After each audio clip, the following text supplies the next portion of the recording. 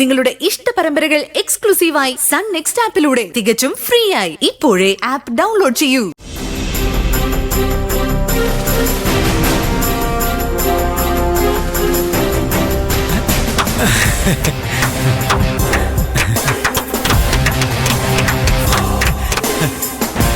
മോനെ ഗോവിന്ദ, നിന്റെ കളിയൊക്കെ തീർന്നടാ.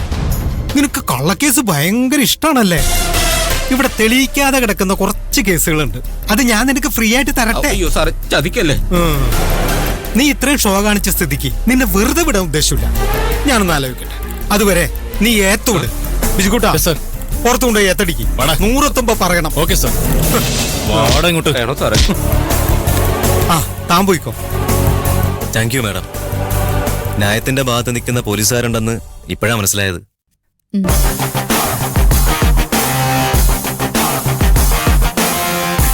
നീ കലക്കിലോ മോളെ. ഇത്രയും ബുദ്ധി ഉണ്ടായിട്ടാണോ നീ മിണ്ടാതിരുന്നത്? നീ അങ്ങനെ അടുക്കളയിൽ ഒതുങ്ങേണ്ട പോലീസുകാരി അല്ല. ഇനി അന്വേഷണത്തിന് പോകുമ്പോ നീയും കൂടിക്കോ. വെറുതെ മാറി നിൽക്കരുത്. ഓക്കേ? Okay sir.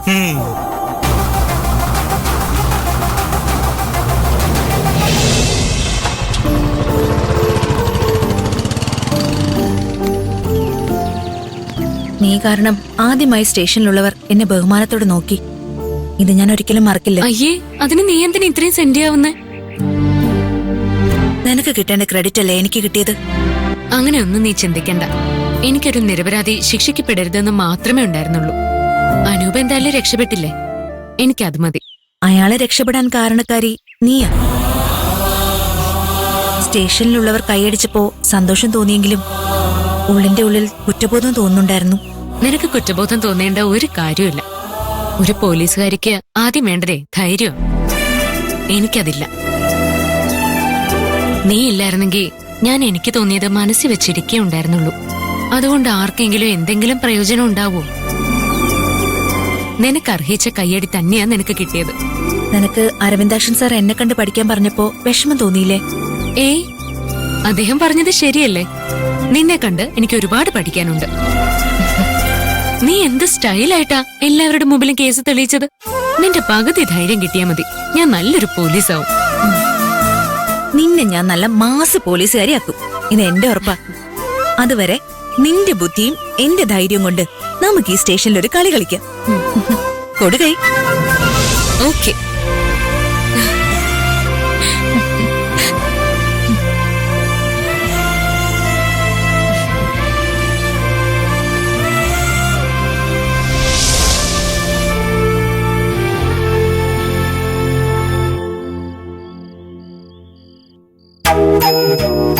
മിനിമോള് നല്ല സ്റ്റൈലായി ഗോവിന്ദനെ ചോദ്യം ചെയ്ത് കേസ് തെളിയിച്ചു. ബാക്കി എല്ലാവരും ഞെട്ടി. അവൾക്ക് വേണ്ടി സ്റ്റേഷനിൽ എല്ലാവരും കൈയടിച്ചു. എന്നാലും ചേച്ചിക്ക് തന്നെ എല്ലാം പറയായിരുന്നു. ഇതിപ്പോ ക്രെഡിറ്റ് വെറുതെ മിനിച്ചേച്ചിക്ക് കൊടുക്കേണ്ടി വന്നില്ലേ? അതൊന്നും സാരമില്ല. എനിക്കിപ്പോ നല്ല ആത്മവിശ്വാസം തോന്നുന്നുണ്ട്. എനിക്ക് അച്ഛനെ പോലെ നല്ലൊരു പോലീസ് ആകാൻ പറ്റും. അതിനുവേണ്ട കഴിവും ബുദ്ധിയൊക്കെ എനിക്കുണ്ട്. ഇനി കുറച്ച് ധൈര്യം കൂടി കിട്ടിയാ മതി. ഞാൻ അപ്പോഴേ പറഞ്ഞല്ലേ, ചേച്ചി നല്ല മാസ് പോലീസ് ആവും.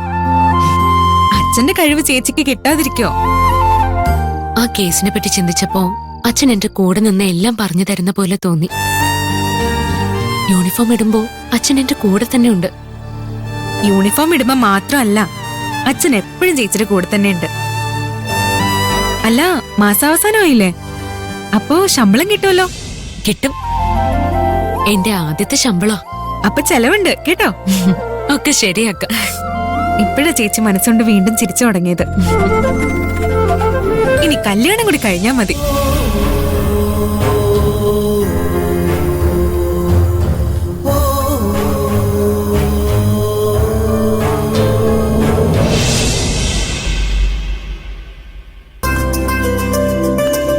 സർ, വാ.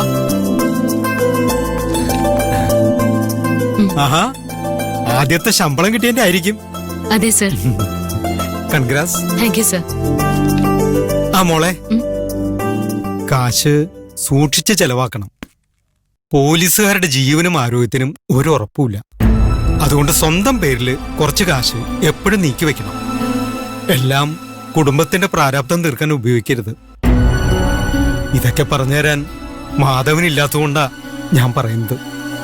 ശരി സർ. ബാക്കിയുള്ളവർക്ക് കൂടി കൊടുക്ക്.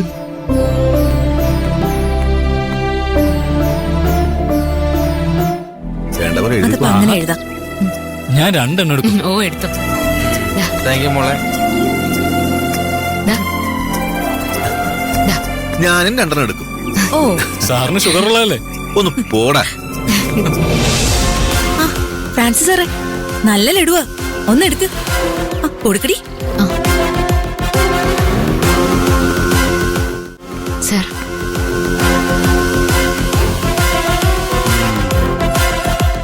അത്ര പോരാ, പഴയ എണ്ണയിലുണ്ടാക്കിയതാ.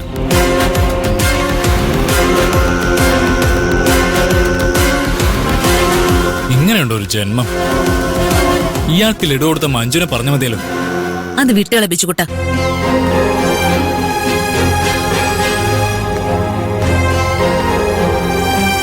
ഇന്ന് ഷോപ്പിംഗ് ഉണ്ടാവൂലോ അല്ലേ? വീട്ടിലേക്ക് കുറച്ച് സാധനങ്ങളൊക്കെ വാങ്ങണം. അതല്ല, നിനക്കെന്തെങ്കിലും വാങ്ങുന്നില്ലേന്ന്? വല്ല ടോപ്പോ പുതിയ ബാഗോ ചെരുപ്പോ അങ്ങനെ എന്തെങ്കിലും? ഇവിടെ അത്യാവശ്യത്തിന് പോലും കാശില്ല. അപ്പോഴാ. ഇനി മഹിമയുടെ പഠിപ്പ് കഴിയുന്നത് വരെ ഓരോ രൂപയും സൂക്ഷിച്ച് ചെലവാക്കണം. ഇങ്ങനൊരു ചേച്ചിയെ കിട്ടിയത് മഹിമയുടെ ഭാഗ്യോ. എനിക്കൊരെണ്ണം ഉണ്ട്, എന്റെ ചോര കുടിക്കാൻ മാത്രമായിട്ടുണ്ടായൊരു ജന്മം. നീ വാ.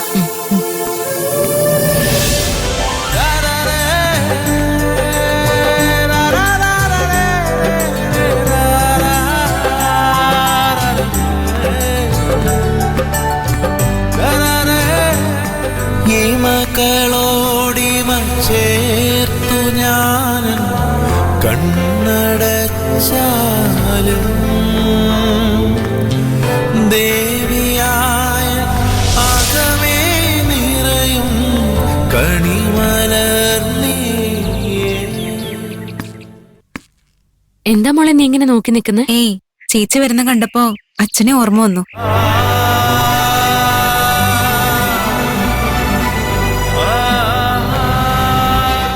നീ ഭാഗത്തേക്ക്. നിനക്കേ ഞാൻ പുതിയ ഡ്രസ്സ് വാങ്ങിയിട്ടുണ്ട്. വേറെന്തൊക്കെ വാങ്ങി? അതൊക്കെ ഉണ്ട്. വാ വാ.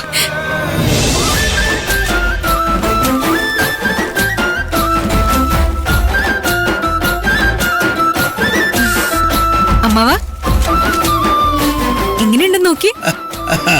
അടിപൊളിയാണല്ലോ.